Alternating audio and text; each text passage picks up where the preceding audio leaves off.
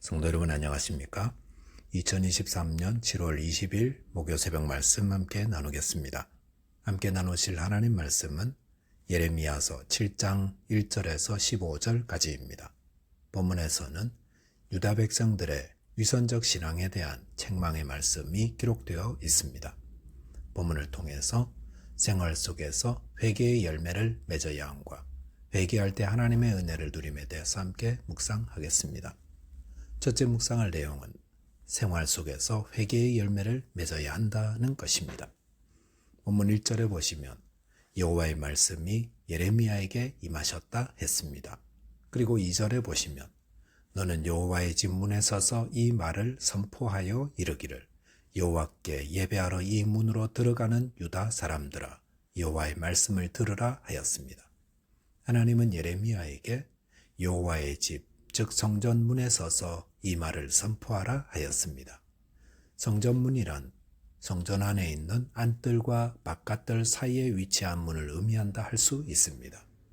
아마도 예레미야가 말씀을 선포할 때는 순례객들이 모일 때였으며 성전문은 사람들에게 메시지를 전달하기에 가장 효과적인 곳이었다 할 수 있습니다. 본문 3절에 보시면 만군의 여호와 이스라엘의 하나님께서 이와 같이 말씀하시되 너희 길과 행위를 바르게 하라. 그리하면 내가 너희로 이곳에 살게 하리라 하였습니다. 예레미야가 성전을 향해 예배하러 온 자들에게 전한 메시지는 너희 길과 행위를 바르게 하라 였습니다. 이것은 성전에 제사를 드리러 오는 백성들이 제사를 드리는 데는 정성을 다하지만 실생활에서는 하나님의 백성답게 살지 않고 있었음을 말하고 있습니다. 어제 본문 예레미야 6장 20절에 보시면 그들은 하나님의 율법을 지키며 살지 않으면서도 하나님께 드리기 위해 시바와 같은 먼 곳의 유향과 향품을 드리곤 했는데 그럴 때 하나님은 그들의 제사를 받지 않는다 했습니다. 그렇기 때문에 본문에서 너희 길과 행위를 바르게 하라 하셨던 것입니다. 그리고 그렇게 할 때에 이곳에 즉 예루살렘에 살게 된다 하였습니다. 유대인들은 하나님이 임재하시고 또 하나님께 드리는 예배가 있는 한 예루살렘과 유다는 영원할 것이라는 확신을 가지고 있었습니다. 하지만 이것은 얼마나 잘못된 생각입니까?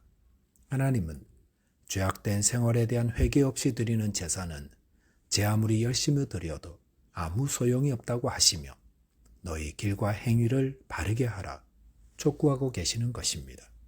본문 4절에 보시면 너희는 이것이 여호와의 성전이라 여호와의 성전이라 여호와의 성전이라 하는 거짓말을 믿지 말라 하였습니다.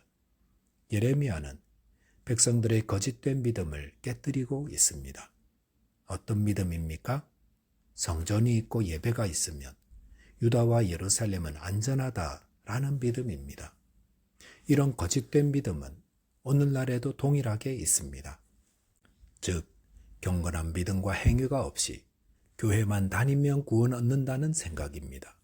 이들은 주님 오시는 날 버림을 당하여 슬피우며 이를 갈게 될 것입니다.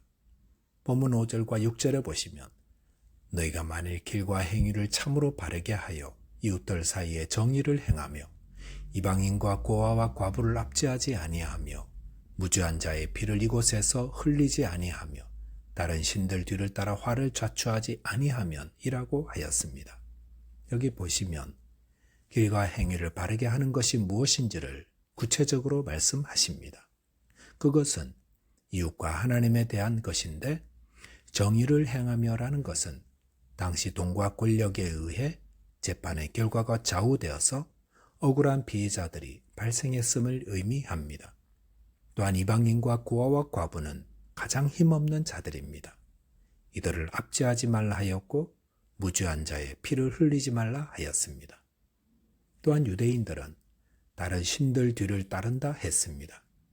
유대인들은 성전에서 하나님을 섬기면서도 또 한편으로는 우상을 숭배하는 혼합주의적 신앙을 가지고 있었습니다. 이런 죄악을 회개하고 하나님을 섬기고 이웃을 사랑할 때 본문 7절에 보시면 내가 너희를 이곳에 살게 한다 하셨습니다. 저와 여러분께서 자신의 죄를 회개하되 교회를 떠난 자리에서 스스로의 행실을 바르게 함으로 참 회개의 열매를 맺으며 살게 되시기 바라겠습니다. 둘째로 묵상할 내용은 회개할 때 하나님의 은혜를 누린다는 것입니다. 본문 8절에 보시면 보라 너희가 무익한 거짓말을 의존하는도다 하였습니다. 여기서 무익한 거짓말이란 악을 행하면서도 성전 제사만 잘 드리면 유다와 예루살렘 성은 안전할 것이라는 주장입니다. 유다인들이 이런 주장을 믿었던 것은 아마도 히스기야 왕 때에 아수르를 물리친 사건 때문이지 않을까 생각합니다.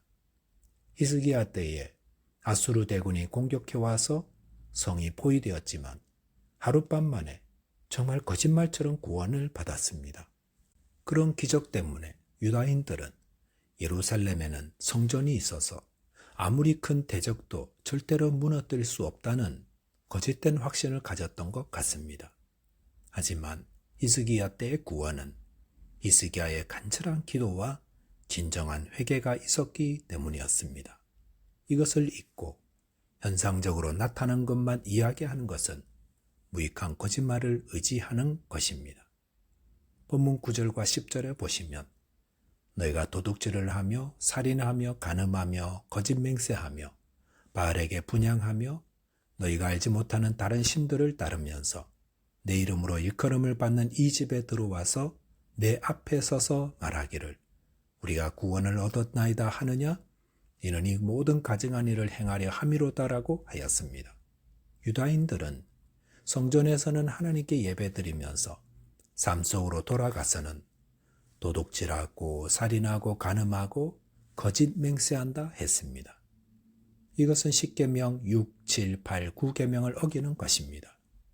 또한 바알과 다른 신에게 분향하며 따르는 것은 십계명 1, 2계명을 어기는 것입니다. 이렇게 십계명을 어기면서도 제사만 잘 지내면 하나님께 구원을 받는다는 확신은 얼마나 거짓된 모습입니까? 오늘날도 교회 다니면서 예배만 잘 드리면 나는 구원받는다는 이 거짓된 확신을 가지고 있지 않은지 우리가 늘 돌아보아야 합니다. 이런 그릇된 구원의 확신은 구원은 은혜로 받는 것임을 잊어서 그렇습니다. 은혜를 받는 자는 늘 겸손하며 은혜를 주시는 자의 뜻을 온전히 따릅니다.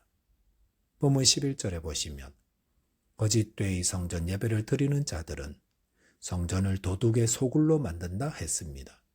어쩌다가 거룩한 하나님의 임재의 처소가 도둑의 소굴이 되었습니까? 그것은 성도라 하는 자들이 하나님의 은혜를 잊고 자신의 길과 행실을 회개하지 않을 때 성전이 또 신약의 교회가 도둑들의 소굴이 된다는 경고의 말씀입니다. 본문 12절에 보시면 외식적인 신앙의 말로가 어떻게 될지를 보여줍니다. 실로는 이스라엘 예배의 중심지였지만 엘리 제사장의 두 아들과 이스라엘 백성들의 범죄로 인해서 블레셋에 의해 패망하고 말았습니다.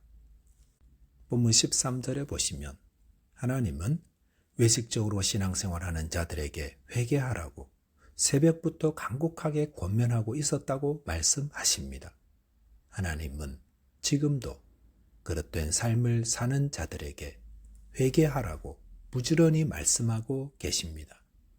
유다가 멸망한 것은 이렇게 하나님의 회개하라는 권면을 듣지 않았기 때문이었습니다. 본문 14절에 보시면 그러므로 라고 하였습니다. 성전이 있는 한 망하는 일은 없다는 미신적 신앙을 가진 유대 백성들에게 하나님은 그들이 생활 속에서 탐욕과 불의한 삶을 이어가면 실로와 같은 동일한 심판에 이르게 된다 하십니다. 본문 15절에서 말하는 에브라임 자손이란 북이스라엘을 의미합니다.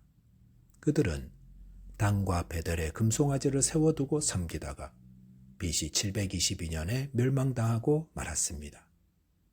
하나님은 자비로우시지만 그것을 거부하는 자들에게는 엄중하게 심판하십니다. 저와 여러분이 하나님을 사랑하고 이웃을 사랑하는 길과 행위를 살고 있는지 회개하며 하나님의 은혜를 받아 누리게 되시기를 바랍니다. 바라겠습니다. 기도하겠습니다. 하나님 아버지, 저희 안에 하나님 말씀을 따르지 않는 완악함이 있다면 깨우쳐 주시고 회개하게 하여 주옵소서. 또한 하나님이 기뻐하시는 성도다운 길을 가도록 도와 주옵소서. 예수 그리스도 이름으로 기도하옵나이다. 아멘. 오늘도 믿음 안에서 승리하는 하루 되시기 바라겠습니다. 감사합니다.